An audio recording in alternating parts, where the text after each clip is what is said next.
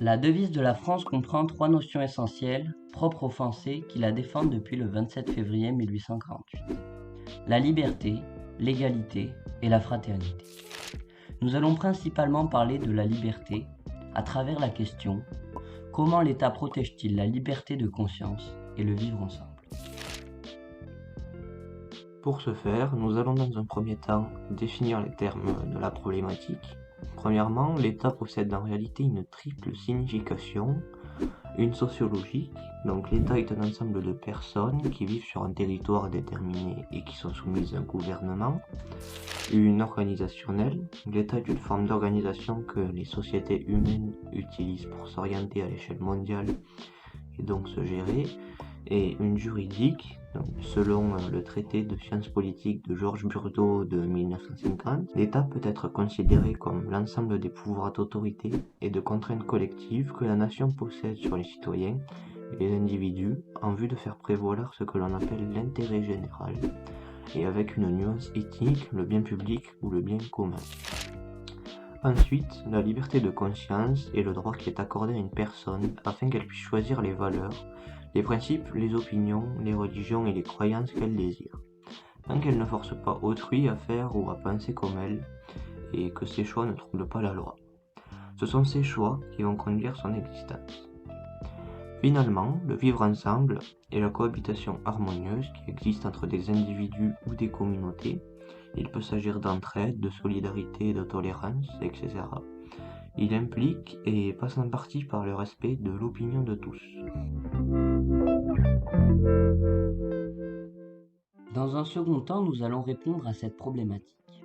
L'État protège ces deux valeurs, non seulement par l'intermédiaire de documents fondateurs, comme la Déclaration des droits de l'homme et du citoyen, dans son article 10, qui précise « Nul ne doit être inquiété pour ses opinions, même religieuses, pourvu que leurs manifestations ne troublent pas l'ordre public établi par la loi. » Il y a aussi l'article 18 de la Déclaration universelle des droits de l'homme, qui exprime « Toute personne a le droit à la liberté de pensée, de conscience et de religion. » Mais elle est aussi défendue par des lois, comme la loi du 9 décembre 1905, qui proclame en premier lieu « La République assure la liberté de conscience ».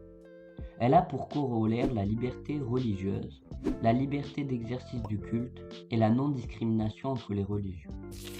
Et finalement, défendue par la laïcité, un principe fondamental de la République française qui est inscrit sur la Constitution de la 4ème République de 1946. Celle-ci se caractérise par trois choses.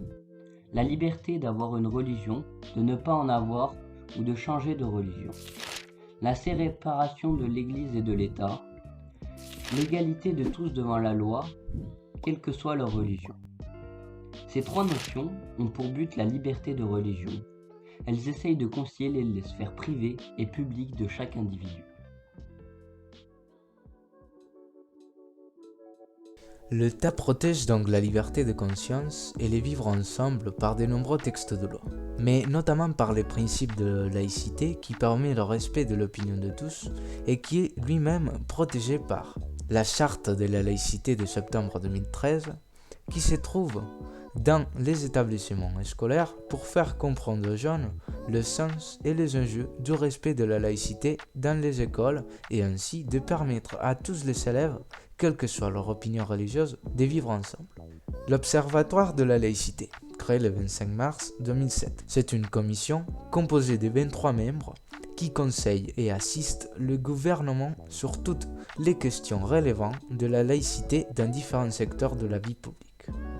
Pour conclure, l'État protège le vivre ensemble et la liberté de conscience à travers de textes fondateurs de lois et surtout la laïcité.